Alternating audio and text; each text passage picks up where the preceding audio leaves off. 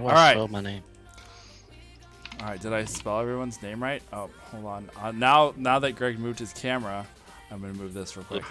No. It was No, you can't count on Greg staying in the same place ever. So don't. okay. Well, that's fine. That's like run on. Yeah. No. Okay. Yes. We'll get to that. Oh, Renan. Dad, if you're watching, you're wonderful. You're a great person, and we love you. Am I the only person that had to go look at their character's backstory sheet to remember how to actually spell their character's name? That's fantastic. You know, it happens. We only use Nini ever, and so I never have to actually spell it. Well, everybody, welcome to the special episode of Lore Dumplings. Today's episode, Dads and Dumplings, where we have the cast, crew, and all associated, mostly, we're missing one, but mostly all associated with Dads and Dice, talking about dice and dads and dad jokes. Dad jokes. That's what I was like. Wait, There you dads go. and dads. Wait, no, there was something else. No, because we were watching the first episode on YouTube earlier, and your opening line is "Come for the dice, stay for the dad jokes," and I was like, Yeah. I thought you were going somewhere else, and I was like, oh, I mean, cool. Let's stay come for the dice, stay for the dads. That's and right. The dad jokes. Yeah. And so, no, it was Well, super. that first episode's pretty rough, technically. So know, if you made it through it, please just 100 push through. 100,000 props for making it through with while doing Roll20, because I tried learning Roll20 on its own, just like not even trying to stream it at the same time, just so that me and the players could use it. And I was like, my brain's coming out of my ears. I can't. Hey, do but it. Roll20, if you want to sponsor us, we won't say bad things about you. No, like I no, 100%. Like, it's an amazing program. I myself personally couldn't wrap my We brain will around it. use your trash program if you pay us to. Blackmail for sponsorships. That's fantastic. That's Ryan though. He was making fun of Twitch VODs the other day. That was great. I was. I literally in our intro I was like, hey, if you don't want to use Twitch's trash VOD system, just follow us on YouTube. You know, it's true. You know what it is. What it is. You do what. Call it like it is, man. Yeah, you do what you got to do when you got to do what you got to do with what you got to do with. That's right. Yeah, Obviously. yeah, obviously, it makes sense. All right. So first off, how did all of you guys meet, or how do you all of you guys know each Ooh. other? If that is an okay question. If not, we can just skip to the next one. I feel like the natural person to answer that would be Greg. I think Greg's the one who connects all of us. Yeah. Am Are you the Kevin Yes. Bacon? I think probably so. Am I? Yes. Well, Well, I mean, I worked with Dustin and Justin at different points. Yeah. that's true. And, And then I've worked Dustin's with wife and I Ryan. used to be Elsa and Anna at birthday parties for a year. That is actually very, very Oh true. wow! Oh, that's so we have fantastic. we have cosplay characters here. Yeah, that is a true story. I am married to Elsa. Until the So- moms Lucky you. chewed us out when Elsa had the joke. stomach virus and we wouldn't come to the birthday party and they were pissed. Oh, oh. Yeah, Like, I birthday party literally gigs are had never to- actually worth it. Oh, so No. would you pair birthday party moms up there with like bridezillas? Yeah. Are they Probably. pretty close, or like better or worse? Yeah. They're At that they're point, you're definitely getting that, out like, there. Maternal instinct in there. yeah. You don't. you No, don't mess we went to a birthday party for a 2-year-old who didn't want to hang out with us because we were strangers, stranger danger. Right, that makes sense. The mom had to have dropped at least like $300 on the 3-tier birthday cake. Mm. Oh, It's worse because at some point during the wedding, the bridezilla has to be in the wedding, and so therefore there's that period of time. when you're During the safe. birthday party, This is a wonderful during that point. birthday party moms, or that's the worst. It's just like, oh, what is this? What is this? Where's this? What is that? Oh, yeah. Like they're just Yeah. constantly hovering there, like just in the background. Mhm. Oh, okay. So you two, where princesses of a foreign nation. That's awesome. Princess and queen, and married to the queen. Well, this was early days. Early. Yeah, days. this was. This is Frozen 1. This is Yeah. Frozen 1. Yes. Yeah, this was pre-lore dump. Frozen. Yeah, it was. Yeah, Frozen 2 was definitely like the origin story. That was an intense movie. I was like, oh, there's a lot. This goes a lot deeper than, backstabbing princess. Gotta pull up the Wikipedia page. Nice. So then, was it like an instant D&D connection, or like did that just kind of come over time? I think So, Greg. Yeah, Yeah, a I lot am of the y'all one played responsible together. for Okay. D&D. Yeah, So Yeah. then you are Kevin and- Bacon then. I guess, and to Yeah. the degree where I got into D&D the way 90% of people these days got into D&D. I saw an episode of Critical Role, and it was the first episode. I was out of town on a business trip, and I was like looking for something to watch on Twitch, and I'm like, "What's this Critical Role thing?" And it was super cool. And then like 6 months later, I'm like, "I want to play some D&D," but like nobody I know has ever mentioned D&D, so like, let me be discreet about it and like ask around. And You're in the back of alleys. Hey, you want to play some Yeah. D&D? Hey man. get those player handbooks. Trench coat. Do you know how to play D&D? Oh no, I don't. Follow me.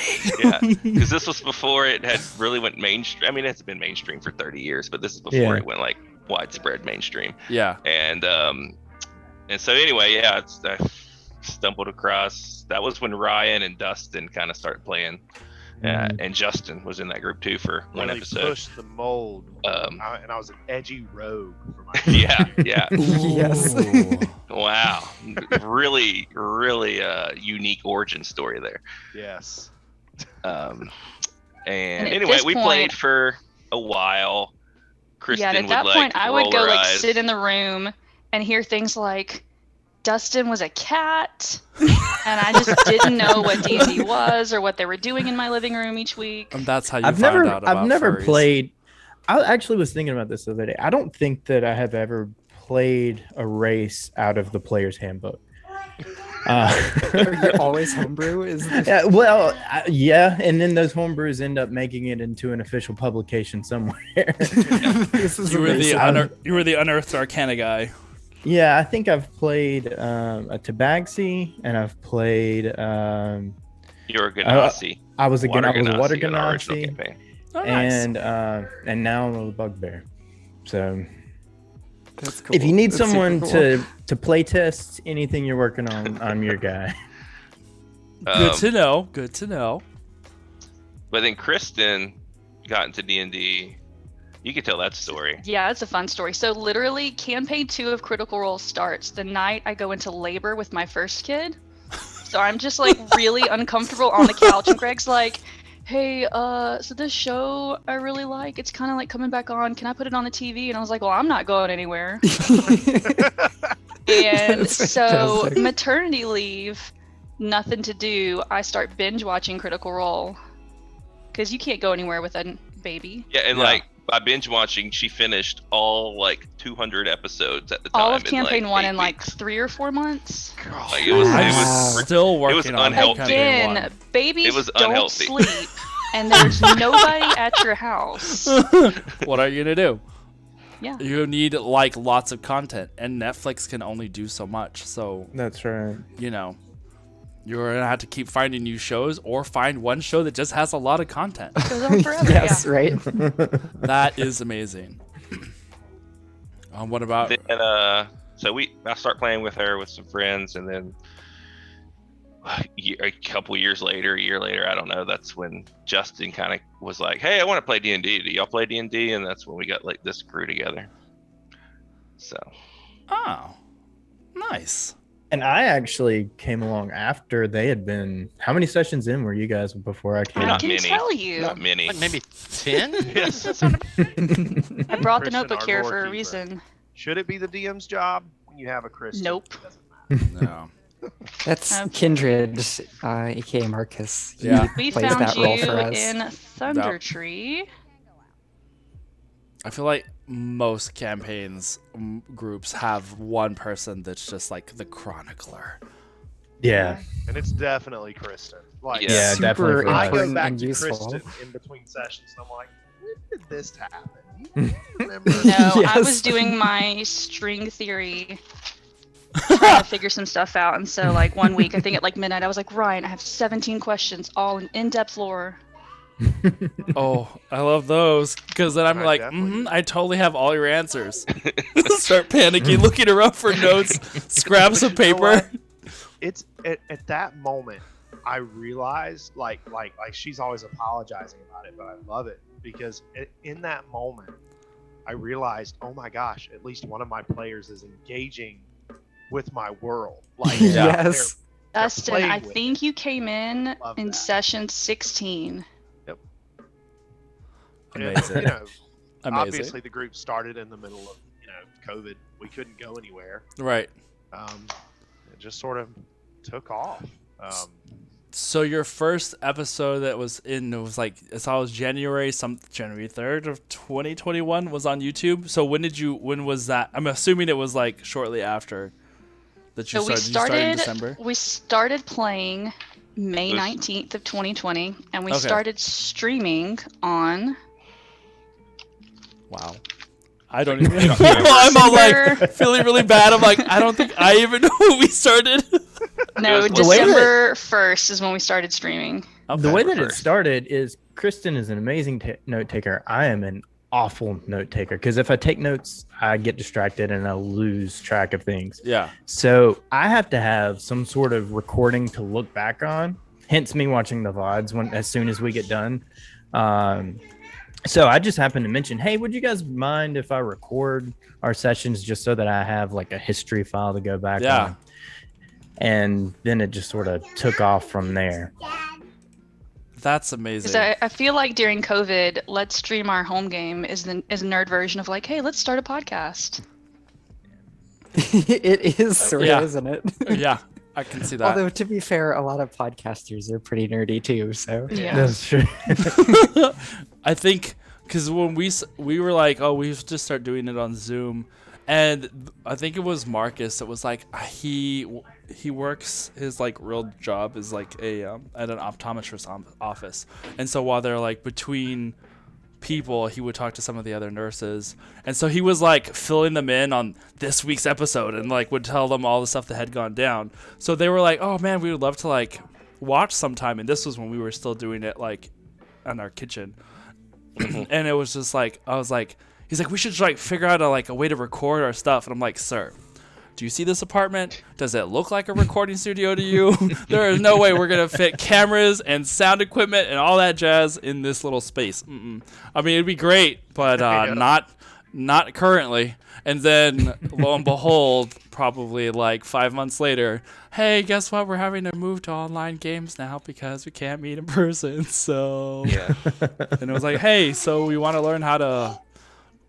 I think we still wound up playing just ourselves online for a couple months before I had some friends who were mods for some other streamers. Then I had been hanging out with them in their Discord, and they were like, "Oh yeah, it's not hard. We'll help you like get it all set up." And I'm like, "Oh, okay." And then here we are, way down the road later. It's like, Yeah. oh yeah, no, this is fun. And now that we started like learning that we don't have to stick to our own little bubble, we started like raiding other channels and expanding our little friend circles, and that's how we met you guys. it's Oh. been really fun jumping in and watching other people's stuff. It's cool to see that there's other groups out there having these fun experiences, right? And then sharing it with people.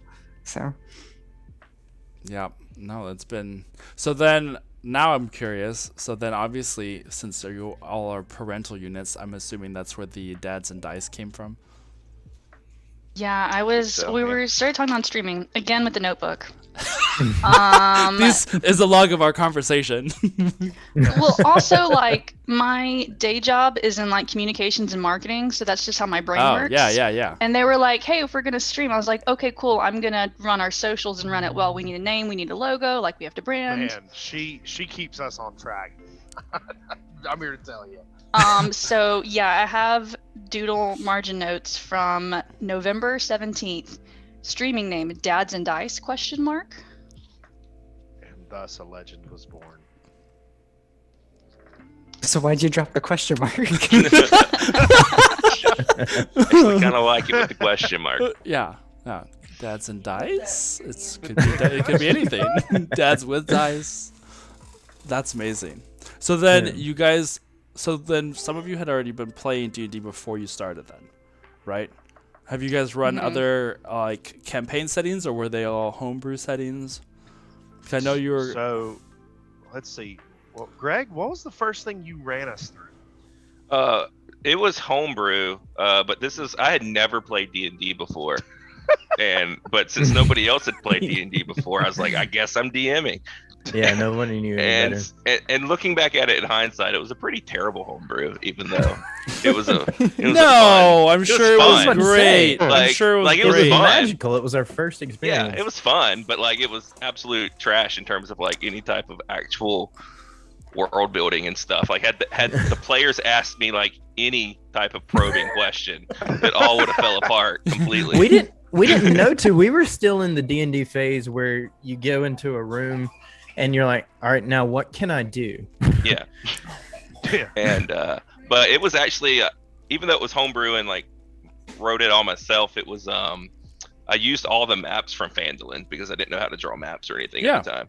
So I'd pull a map from Phandalin and just like rename it, So like we would have Cragmaw Castle, and I'm like, this is Neverwinter Castle. Definitely Neverwinter. X's but yeah, it out was the fun. names on the front door. Like, nope. Don't mind this. And then Kristen's run, Strahd. Yeah, the first one I Cool. played, What, we like made it 17 like times at halfway this point? through. What's the name of the Chult one? Oh yeah, we did. I did Tomb of Annihilation. Tomb of Annihilation. We made it like halfway through that. Before that group kind of fell apart, I ran Ravenloft and did a great job until I got Nice. pregnant with Robbie, and then I just like stopped planning and making notes because I would just go home and sleep every day. And I'd be like, "Oh yeah, this happens today." This is what happens. Deal with it. Yeah, she was like literally like just reading the book as like at the table. And we'd be like, we go into this room. She's just like pull out the book. You see a Well, skeleton. also to be fair, I ran it for the most chaotic group ever. Oh no. I mean, players are always unpredictable, but then if they are This really like unpredictable. I think I shared this story with Aaron last week. Just to give you a glimpse of what this wonderful group. Now we love these people, but chaos. Here they comes the made tea. it into the basement of Castle Ravenloft, found Strahd's Oh, yeah. coffin, took a dump on it, and then set it on fire. Oh, no. And I was just like, "What do you do after that?" I don't. Yeah, where do you go? You just stare at the table, going, "This just Let's happened." There's nothing in the module about what to do with this. Hold on, guys, I gotta tweet Crawford and see what happens next. I'm That's hilarious. concerned. That's amazing. I don't know how I would have reacted to that, to this like deep gothic horror, and then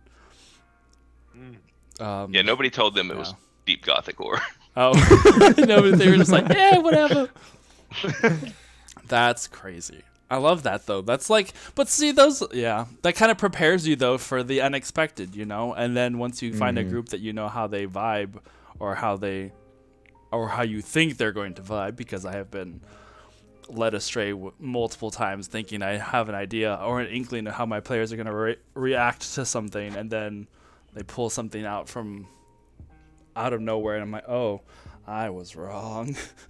Oh, that's the first rule of DMing is no matter what plan you make, the players will always do a different thing. That's even right. It makes me want to ask Ryan, what is the thing that we've done that has most surprised you? Ooh, okay. So the thing that surprised me the most, man, I don't know. I don't easily. This isn't a humble brag, I promise. But I don't easily get surprised as a DM because I intentionally keep things pretty open. Now, if you guys hopped planes, I wouldn't have anything for you. Like Just it would give all be- Lucius a few more Writing lines. down hot would all be- planes next session. Find a way to break the I know what it multiverse. was. Whenever you guys decided to do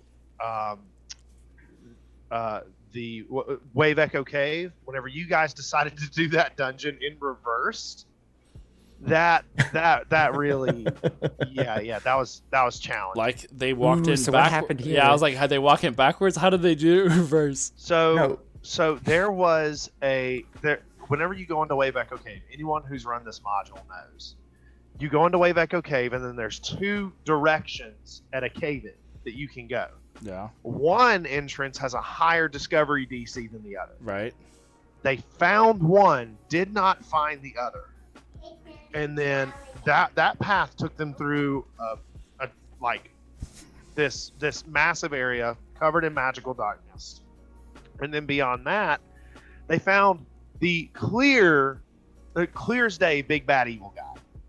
Like he was at an altar plotting. He was a massive drow surrounded by spiders. He had an elegant black cloak around him. I made sure to, let them know you found like this massive character. He just emanates power and a threatening demeanor. And they're like, let's just hunk a bunch of fireballs at him. And so they then had to go back through the dungeon backwards after getting pummeled by the big bad evil guy. And I had to walk this balance of, do I kill him? Do I, how do I handle this exactly? Like, because think about it. Am I going to let a flock of like sturges come in and kill my party after they've conquered the big bad evil guy? Like, I don't want to do that. So I had to nerf the dungeon on the fly on the way out. I mean, you have killed one of us though. I did Pre-stream. do that, and I'm not sorry. So is this a character who is no longer with us, or Yes. did they? If Brandon Oh, would like no. to speak into that. Yes, I Oh, want no. to. Wait. If he's Yeah. Am gone. I So even he- still here? You're still Oh, here. you are. Your Give voice me is like still here. 1 second because I'm reorganizing everybody's faces. Oh, It's like one of those puzzle games. It where is. you have I'm like trying to shuffle it shift, make and the all of right a sudden picture. someone goes to another direction. I was like, no, not that No. way, the other way. Austin, one your puzzle understands- NPC has been here. Behind the curtain. no, no one understands panic more than whenever a webcam drops or something yeah. and everyone gets out of place. Huzzah! I think I did it. Okay, we're There good. you go. Yay! Okay. We're fixed. I did like you. I realized you had froze after I saw that it said that you were wanting to join the call. I was like, wait, he's right there. What's happening? Well, I got to the point where like the program just stopped responding, so I had no clue at this point. okay. I'm sorry. What was the question I was supposed to answer? About a character death. Yes, introduce us to Kelkus. Oh, Kelkus. So Kelkus was a fun character. He was so I had this when we were talking about playing. I wanted to play an artificer because I'd played around with the idea for a long time. Cool. So I was like, I'll make a gnome artificer because short people are cool. And my idea was like I was gonna build cannons and everything else. And then we got in our first dungeon and everybody was dying. And I had to heal everybody. So I was like, okay, we're not doing the cannons anymore. Now we're gonna go alchemist and just heal everyone. And once we continued on for a bit, and he grew, and then made some really rash decisions, and eventually died. So yeah, that's how that happened. And you made it 22 sessions. I did. You're like crit roll stats. You just have all of this stuff like logged down. No, He but I was- love crit roll stats because that's how I watch episodes nowadays. Nice. So Kelkus was just one of those characters that you start out and you're like, I'm gonna make this guy be carefree, happy-go-lucky. It's his first adventure, and you get into that first thing, and then all of a sudden you're kind of faced with this moral dilemma, which made him grow up really fast. So he was like, oh no, there are bad people in this world. I must stop all the bad people. And we get to Phandalin, and Ryan has this whole public execution going on with the entire town like, what's going on? So then from there, the rashness of my character began to grow and grow and grow until finally his rashness caught up with him. Oh no. Oh no. Well, I think it's really cool that your death was role playing motivated though. Like that's fantastic. Brandon will role play. I will say this about him. He will role play. He will stick to what his character will do, even if he knows it will kill him. Like he remains consistent in his role play, and despite arguably knowing the most about the game out of all of us here combined, he does not allow himself to metagame. He is an amazing player. That's wonderful. I love it. Yay. Thank you. And special note about that episode, I remembered to write down, we were 1 hit point away from a TPK. That is Oh my absolutely gosh. true. We 1 were point. 1 hit Linux had 1 hit point. I've always Were you I've the always last one Fior, up? and Fior had just met the group at that point, and so I was like, I had taken the hide action or something right before we were all about to die, and I was seriously contemplating just running. I just met these people. I didn't know if it was worth dying for. Yeah. Right. And then ultimately, his conscience got the better of him, and he ended up sticking around, and we almost TPK'd Yeah. for real. But I loved Kelkus so much because if he hadn't have like taken those dips into cleric and gotten interested in Timora, Freya would not be an acolyte of Timora. We wouldn't have like written my subclass. Like her whole arc would be completely different. That's so cool. So Kelkus lives on. Yeah, he got to make a guest appearance. Freya got to go meet Timora when she like took her oath. And Kelkus was just like hanging out in casino heaven. Ryan almost made me Yes. Ryan almost made me cry on screen because I was not expecting it. Oh no. Oh, that was But You like monster. happy tears. Yeah, happy tears. Yeah, but still, was a you great monster. the interesting thing for me was I created this new character right after and was like, okay, we're gonna bring it in here, but it came into the middle right after we were on adventure.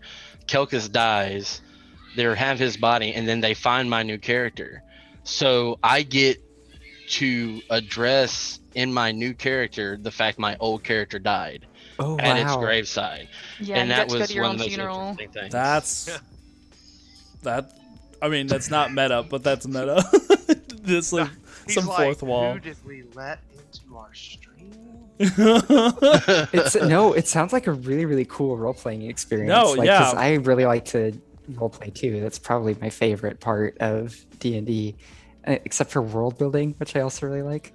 But like, yeah, I have not had to do that as a player yet, and it sounds cool. Like, how did you handle it?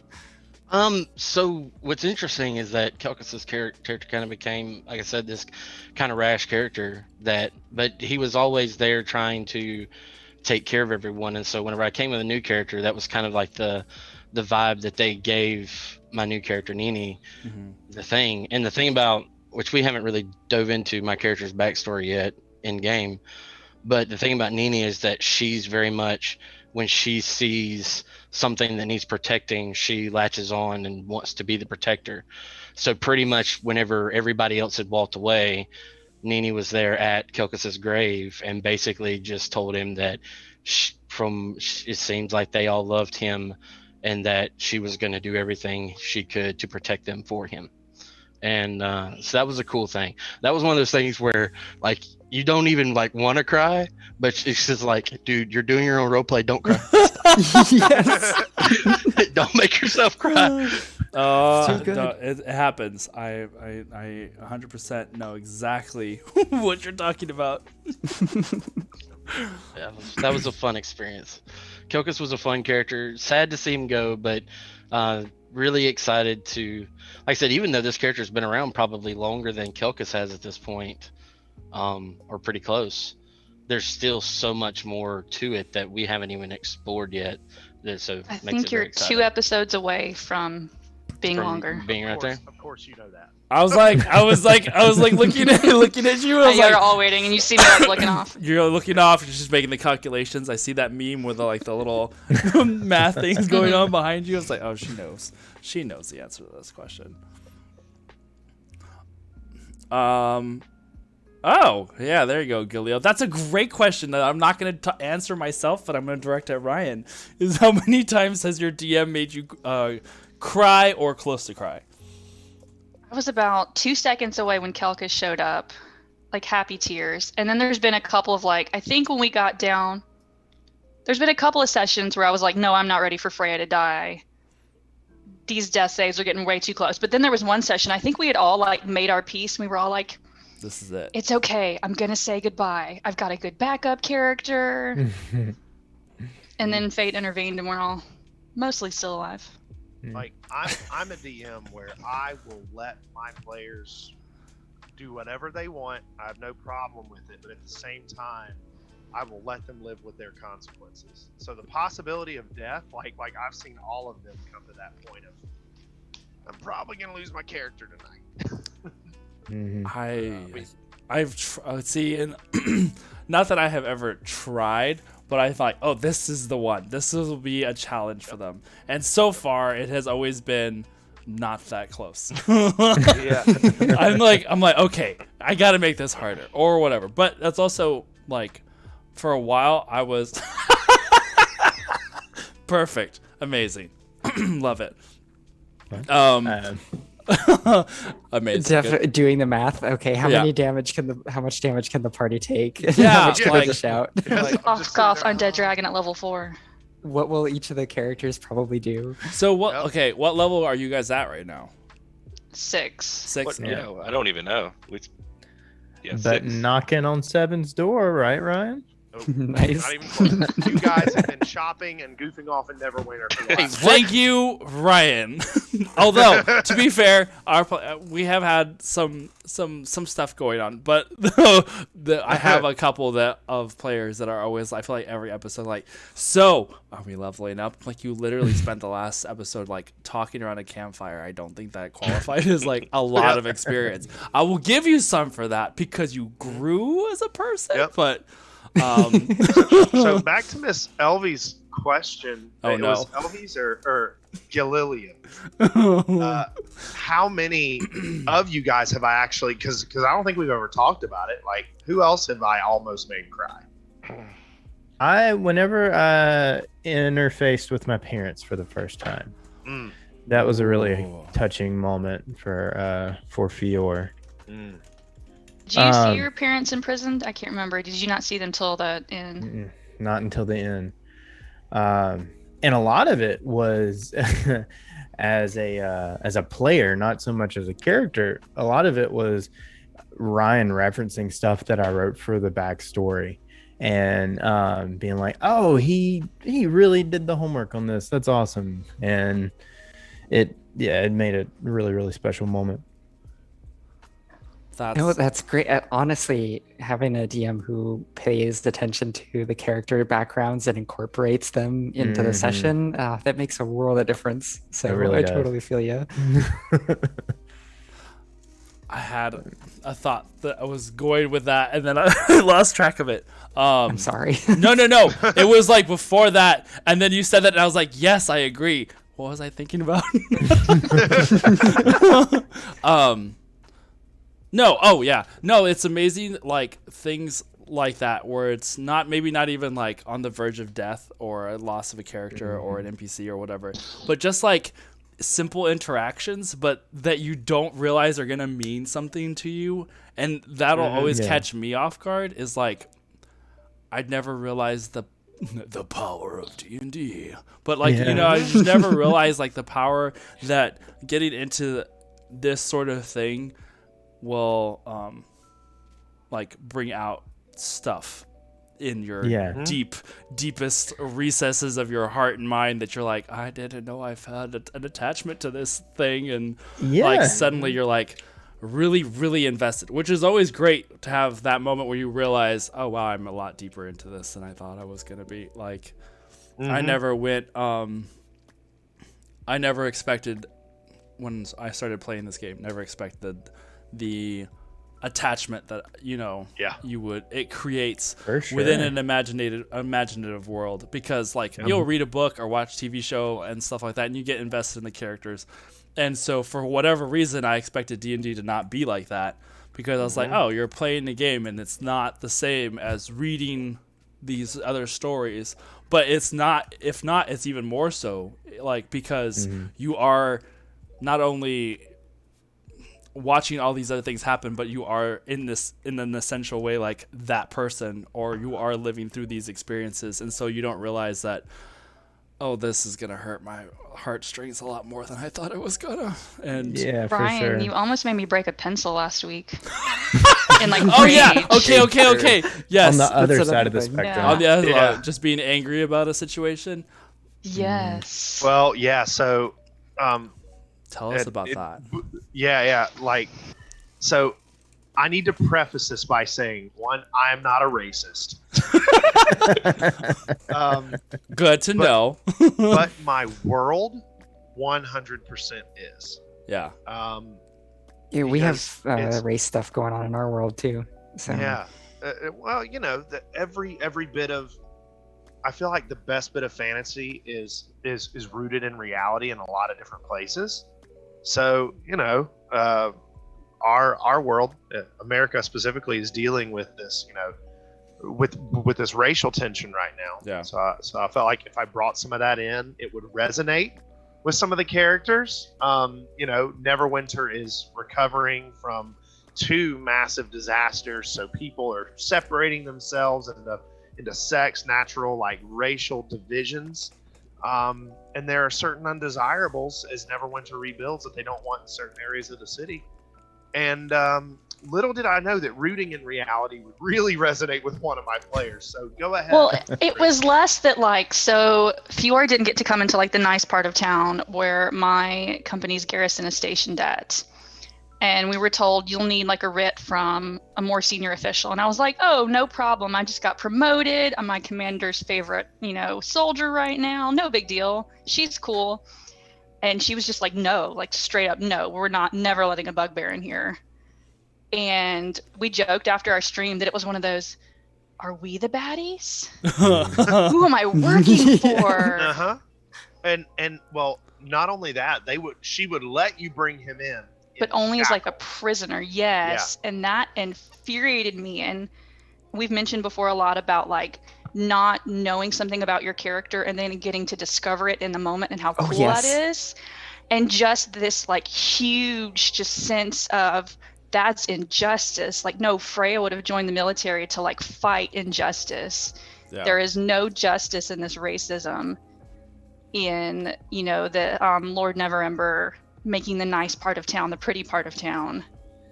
Like this, we've met humans that are far more evil than anything Fior could ever dream of doing. Yeah. Ooh. That my experience with that. I live in Memphis, and there's this big, this isn't gonna be super political. Don't. No, you're fine. But like, there's this phenomenon here in Memphis that I'm sure you guys have heard of, called the white flight, where the inner city starts to expand. Yeah. As better paying jobs enter into the city here in Memphis, so they start spreading out to the suburbs. Oh. And then the well-to-do people in those suburbs move out further away from the city into further and further out areas of the city, and I see this happening, and so I feel like it's grounded in reality. Let's pull it in and just try it and see how the players respond to it. Dustin, the one who's most affected by it, took it a lot better than Kristen did. Well, Fior especially Yeah. would have been dealing with it most of his life, so right. It's just another one of those. Okay, well then, if this is how the system is, it sucks. But Yeah, but this probably would have been one of the first times that like Freya has really directly dealt with this. Where because it's one thing to like, because it's one thing to she grew up in a pretty nice family, with some land and a nice house, and join the military, and you just kind of go around, like fight the bad guys. And, bugbears have probably been the bad guys until now. I nearly died trying to just like bull rush a bugbear at one point in an early session. Yeah, she then, got you know, clapped by that Morningstar, dude. She runs up, punches one in the back of the was head. it in that first dungeon, the first cave in Phandalin? Yeah, It was in the Trisindar Manor. Yeah, like Okay, underneath okay, the okay. manor. Okay. Yep, Yeah, and so like Yeah. there are 2 bugbears down there. One Yeah. of them a commanding officer. Yeah. And she runs up to both of them, I'm breaks like, the party. I'll stop him before he can go get back up. No big deal. I'm a you monk. broke the party's stealth. She runs up and bops one in the back of the head for like 6 damage. He turns around and dumps like what, 14 damage onto you, Freya? At least. Oh no. Like I think at level like 2, maybe. Yeah. yeah.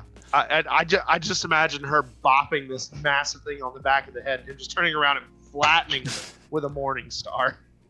Straight All up. of Like he this just rubs happened. his head a little bit, like ow. And then, All of this happened before I came on, and I didn't know about any of it. And oh, 1 second. Oh, I see. That's very pretty. baby. That's nice. Yeah. But I didn't know about any of this, and I came to Ryan whenever I was creating my character, and I said, "Hey, I'm thinking about using a bugbear as a race. Are there bugbear in your world?" And he was like, Did this? well, did you do this by actually- any chance? I'm like, actually. This will be fun. Amazing. Yep. And- Which, and- by the way, and I'm sorry, we can go back to this if No. I'm steering too off course. No, you're but fine. Harriet, you mentioned loving world building.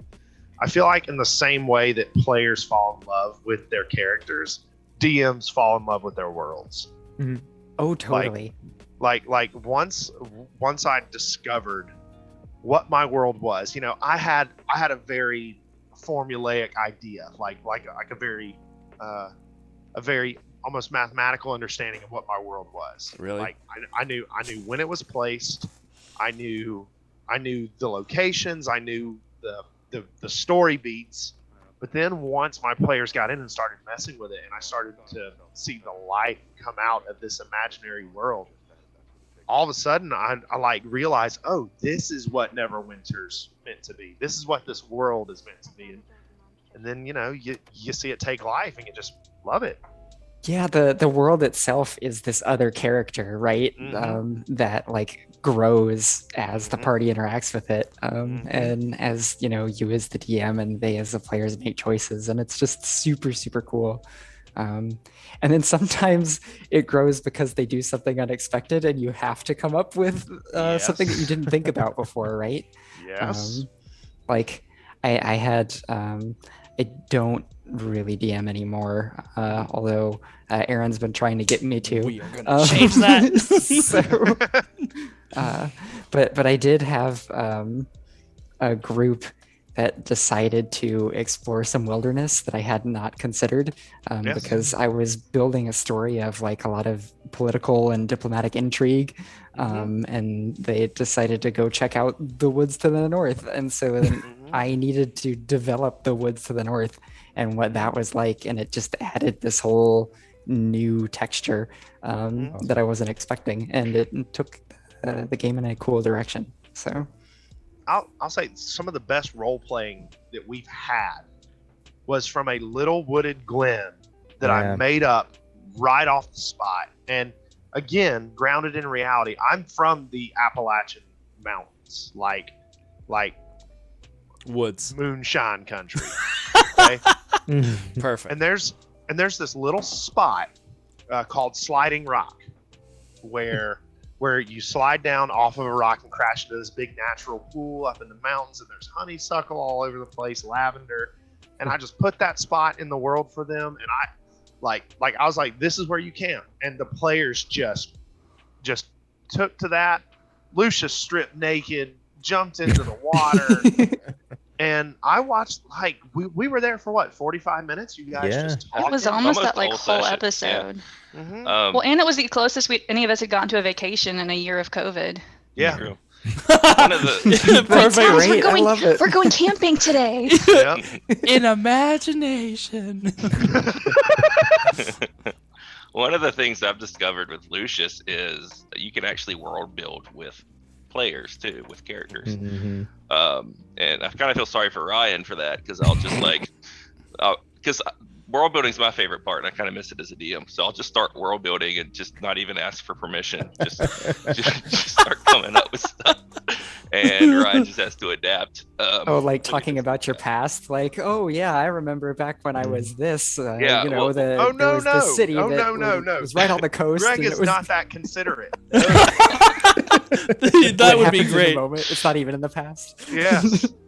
Greg. Yeah, go like ahead- for go ahead and instance, tell a him. couple Yeah. episodes ago, I was just like, oh, by the way, I know this guy in Neverwinter, and he's like a really important dude, and just like made him up, and Ryan was just like, well, okay. Yes, you know, we're No, like but he 14 also hours. says this like as they're on the way to go meet him and have a conversation with this fully fleshed out NPC that doesn't exist yet. and I just have to run. It was okay. So Lucius is started as a blade singer wizard. Mhm. He's now into more of the abjuration, but he has tattoos on his body of his spells, and so he just hits me up like literally in session. He's like, yeah, so I know a guy in Neverwinter who does magical arcane tattoos. I mean, it makes Yeah. sense. I got to get him somewhere. Yep. And then I know the world, and this is why any of you aspiring DMs out there, this is the first thing that you need to do. You need to understand your world intimately enough to where you know where something like that would fit just right off the cuff. Like, okay, so I'm in a port city, Mhm. not soldiers, sailors love tattoos. They get them marked on their body for, returning from voyages and stuff. I'm going to put this guy at the port. There's water at the port. Wait a second. Who likes water? Water genasi. They love water. Okay, I'm going to have him there, but he's got to be on the docks. So I'm going to put him in a barrel because he probably likes the water. So that's how I made Lynn Jess. Just that was my... That's cool. And that was Lynn my Jess is thought such an process. iconic He already NPC has, now. yeah, Mhm. become an iconic Yeah. NPC. But And it another came out of thing, nowhere. another thing with Lucius is just by accident completely. I wanted to play a really old character, so I made him really, really old. Oh no. But that lets me just like kind of know things that I shouldn't know. It lets me metagame without actually metagaming. Yeah. As long as I control it to a degree. But Right, it right, lets right. me kind of like, we have like this subplot with Asmodeus. As you do. And I kind of like introduced some Asmodeus lore, that may or may not be true. I don't know. Every DM's worst nightmare is the oldest character rolling a nat 20 on history. Oh my god. Right. 310%. But Oh god, yeah. And he's an old elf. It's Yeah. not like he's 72. Yeah, he's like centuries 700. old. Yeah. Oh my gosh. And but yeah, like so I spent like 10 minutes telling the story about Asmodeus, and is it true or not? I don't know. Ryan gets to decide, but that's why me as But a it's player out gets there. to have fun. It's out there in the I ether don't now. have to do that. The cool thing, Greg gave me room to work because his character drank for centuries. Yeah, I went on a 200-year binge, so my memory is extremely spotty. As you do. Yes, like those elves do. So there might be seeds of correctness in Yeah. some of these things. That helps. Speaking of Asmodeus, I think Justin is finally home and can jump in whenever if we want to pull the warlock in. Speaking of the devil, yeah, sure, why not? We can actually go take a little break, and then that way we can gather ourselves all together. Everyone can refill a beverage or whatever you are drinking or not drinking, and take a potty break. So we'll be back in a couple of minutes with more crazy adventures, and we'll get to whatever other questions you guys have. Yeah, be back in a sec. Yeah. Yeah.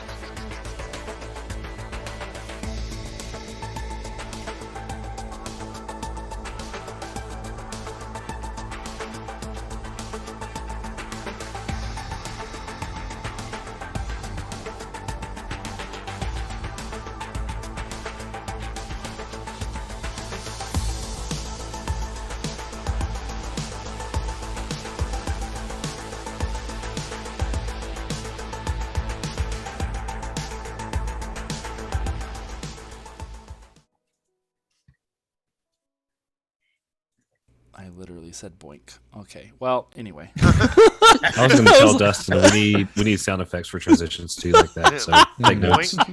Oh no, it's. I have a really bad habit of just making up sounds for things I'm doing that nobody else can see, and so it's just like. Aaron's. It's narration, is what it is. Yeah. Well, I mean, it would if it made sense, but I'm like clicking a translation, going boink, or doop doop. I make little. My other thing that I tend to do is do little catch songs, not catch songs. yeah. What is it called? Like little jingles, and I'm like, yeah, I'll like come into my room, and someone made fun of me the other day because my mic was still on, and I walked into the room. And they said it made it sound like I announced my presence by making my own trumpet noise, like da da da da. And I was like, I did not realize my mic was on. I don't know why I did that. I just walked in and was like announcing myself in the room. It's whatever. It's part of the psychosis. Yeah. I'm spamming it in your chat, and there's nothing. Oh no. Yeah. Well. Oh yeah. That reminds me. We got new emotes approved. Last week we had This looks like Tyler won.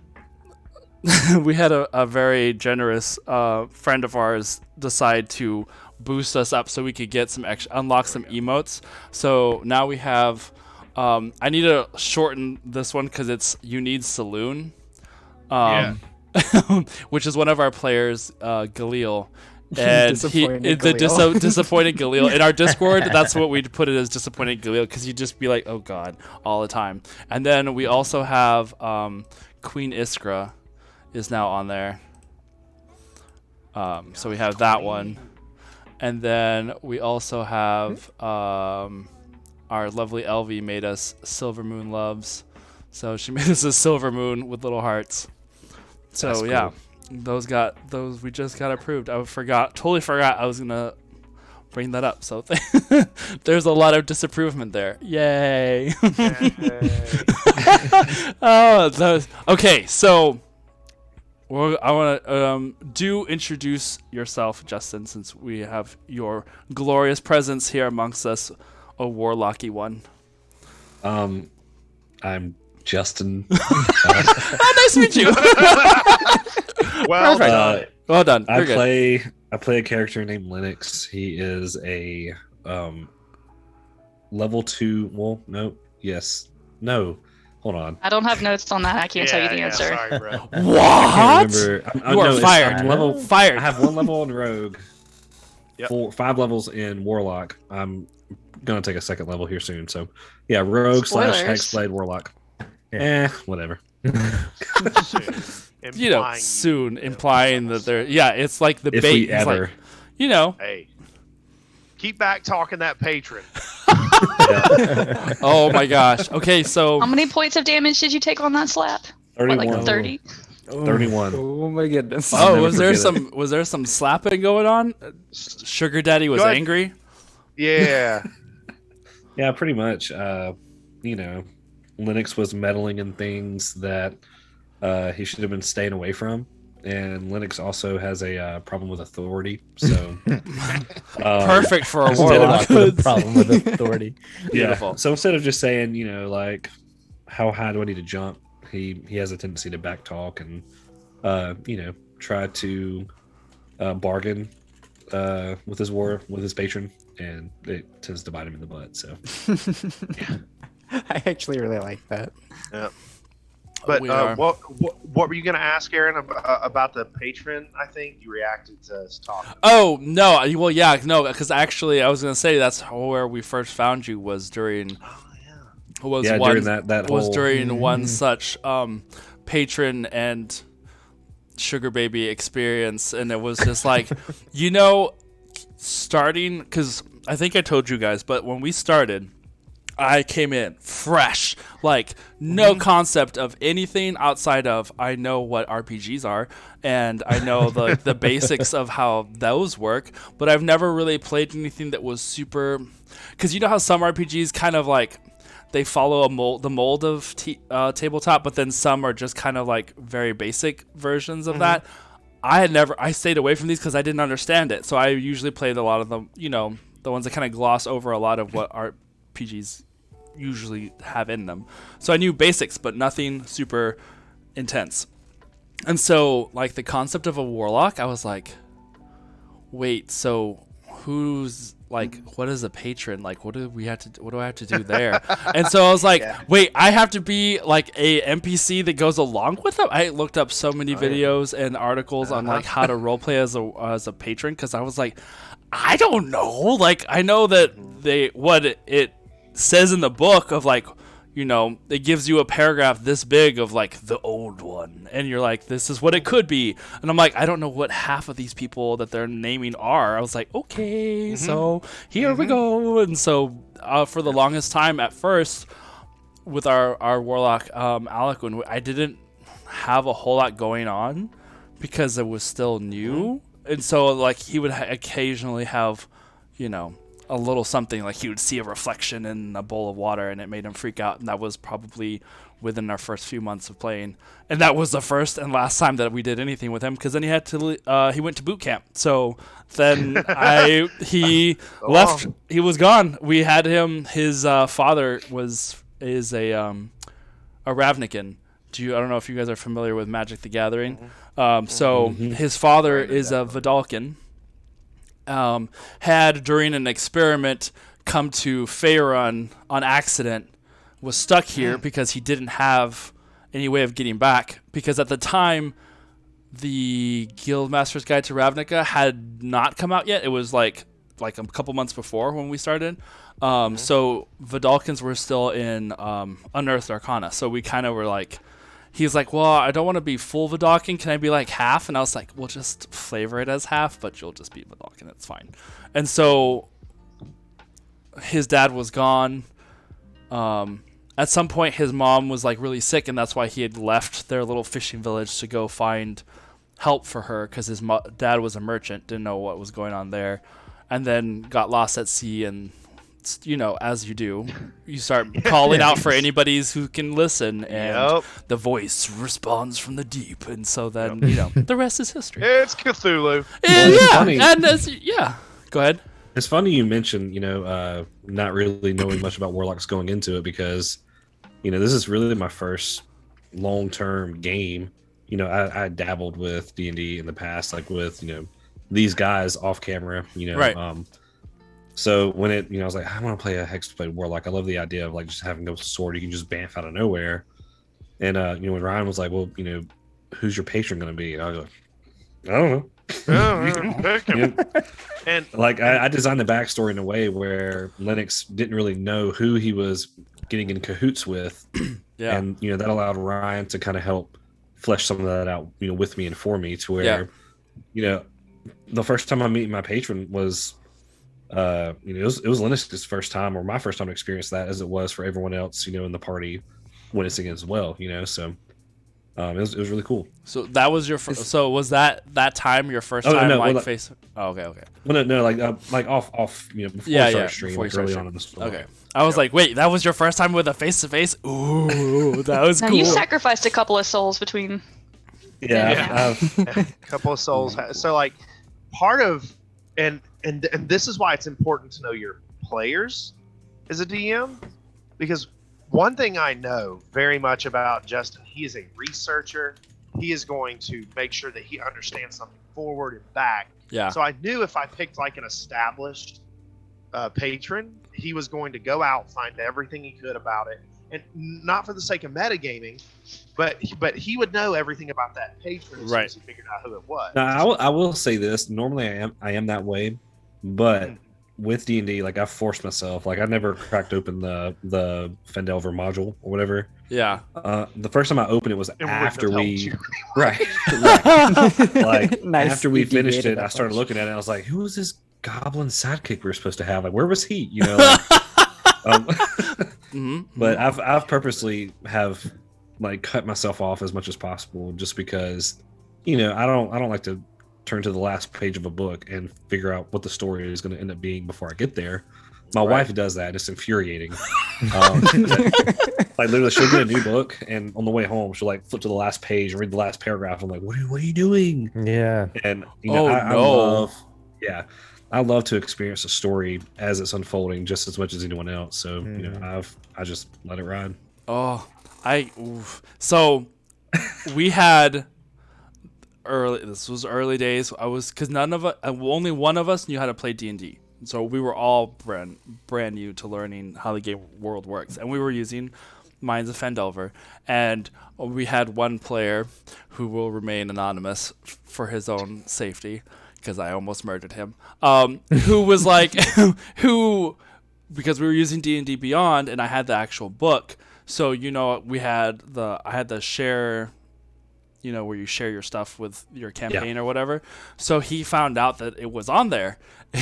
So he was like, one day during the game, he was just like, it's like, I'm gonna go down the street over here because kind of like what Greg was saying, where he kind of has a tendency to like just self-navigate. He was like, I'm gonna go over here because I know this one lady. He named her, and I can't remember the name of who it was, and I was just like, wait, how do you know that person is even there? He's like, oh, we go way back. Like, we, you know, Oh, no. I was like, you literally said like 4 or 5 sessions ago, this was your first time to this town. How did you know that she lived here? Oh, well, I was like, you don't have Google, remember? You can't look them up on Facebook and be like, oh, look, Shaniqua lives here now. Like, you know, it doesn't work that way. It's like, oh, I figured I probably read it in a book somewhere because they're going to keep records of where people live. I was like, so I'm glad that you are not that kind of person. Thank you for that. It's called a strategy guide. I mean, Prima made a. No, for real. When it comes to video games, I'm like, all right, game facts on my second screen. Oh, let's do this. For sure. I'm not gonna lie. I will do that if I am, especially if I am frustrated and stumped. I'm like, okay, I am going to either enjoy my experience or I'm gonna sit here and slam the controller through the screen.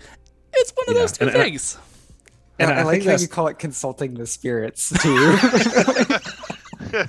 Yeah. I Well, think- you know, I'm gonna consult the spirits. Hold on, let me Google. But like getting, you know, starting out with whole like D&D, I guess, you know, almost a year ago, like I was in a season where, you know, I was just tired of how many times can you start over Skyrim and say, this time I'm going to play a wizard, and by level 5 you're an archer assassin, you know, like Yes. I was just kind of Every time. right. No, that's I was just- rude, y'all.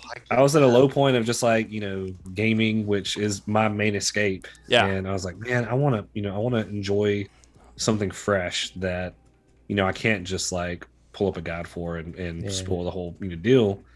And, you know, D&D is one of those things where the story is constantly evolving, especially now that we've gone homebrew and like we're kind of off the rails. Mm-hmm. There's no way to know what's going to happen. Like it's And just I love impossible. that. Mercy of my sanity. Yeah. Yeah. Which I think is a small prerequisite. price to yeah, pay. a prerequisite for being a DM is you have to slightly be off your rocker. Just like at least like half of your in our- leg has to be off of it. Yes. In our group chat just the other day, I like had this epiphany. I was like, you know, I think the best DMs are a little bit insane. Like, Mhm. like you've got to be able to think outside the box in order to really just DM well and stay on the fly. You got to embrace the chaos. So those are one of the things where I was like, someone asked me to, I played in a one shot for a friend of mine, and I was like, this is hard. I have to be one person this entire time. What do I do with all the other voices in my head? Like, no, I don't understand. Where do I put them? Like, come on. This is just one character this whole time. I don't know how to do this. And it's funny, talking about, Ryan says I'm very structured, and I have to look over every little detail. I have DM'd. We've taken like breaks for like holidays and stuff. And, Yeah. I'll DM a one shot, and I very quickly learned. I was like, oh man, like I don't do chaos well, because like you're too structured. Yeah, playing with these guys, I'm like, I need y'all to go through this door and this door and go figure this out. And I'm like, oh, I'm gonna Oh my go gosh, play that's in so- the ditch. yes. Like- that happened in Coulter. I'm sure you'll have no problem sharing this, but like they were going through Wave Echo Cave, and like half of them had like just learned Fireball, so they were Oh. ready to Oh, break no. spell, go in and sling these things, and like There was the Coulter- Kamehame. yes, Justin he's like, guys, we just gotta scope the area out. We've got to figure out what's around us before we go. Blow it up! and like he texted me and he's like, oh my gosh, they're actually just gonna throw fireballs next week. And I was like, yeah, good luck. Y'all are probably Shit. gonna die. Sorry. It Just doesn't had a help that strike we- of lightning and thunder hit real close. Oh god. You said fireball? There was one over here. Ah, Always okay. spoken. Ah, As always, and the best reaction to Fireball. yeah. Yeah. I was not the window shook. I was like, oh god, it's real. You conjured the fire. The massive fireballs are coming for me. Okay. I it comes played to in our a game- long-standing campaign with a sorcerer character who really, really liked her fire spells. And the DM made it so that the whole world was the Pacific Northwest. Like it was raining constantly, so that we wouldn't have any forest fires. Or Oh no! towns Look, it's burning raining down. again. Because after it happens twice, it's like, Oh no. Well, in our game, Greg threw a fireball like the first day Lucius learned it to light the fire that we were I s- all standing around. That was your first episode. I remember the you guys mentioned something about since you. What did you say, Ryan? You said something like you so effortlessly or something like started the fire using a fireball, and my head goes, wait, you did what? I was like writing, and I was like, I'm sorry. That I think like one of us or two of us failed our deck saves on like trying Yeah. to. Yeah, it was. was I remember you mentioned that which had caused some damage to the party members, and I was like, Yeah, like 2 minutes before these like giant barbed arrows come out of the woods to attack the party, and we're all sitting at like half health.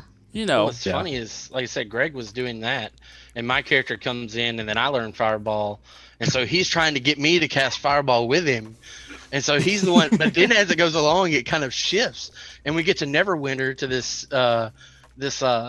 possessed circus thing. And Lucius's character's like, we're gonna try to figure out this best way, and then my character's like, no, Fireball. There's just civilians everywhere. no. Hey guys, I'm so sorry. I've got a kid that won't stay in bed, so I'm gonna go. help you him are with fine. that. This Do has not been worry. so much fun. No. This is actually a good moment, so we can.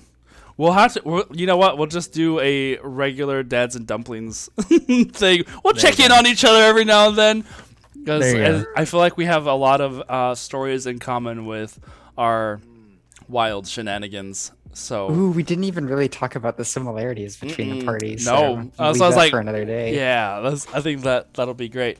So thank you again, everybody, for joining us tonight. Check out Dads and Dice. They play Tuesday nights at 9 Central. Yep. Okay, That's right. so Tuesday nights at 9 Central. They're amazing to watch. Good job to all of you guys.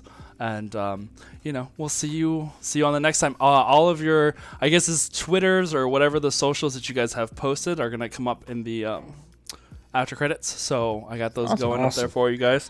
So yeah, we'll have you guys soon. All right. So until next time, stay groovy, be safe, and have fun. Oh, hug a dad, hug a dad. I was almost forgot. That's right, Hug a dad. Hug a parental unit. Mom and dad. There you go. They all need some loving. They do hard work. So we appreciate Yes, they do. all of that. All right, guys. Have a good night. Everyone. All right.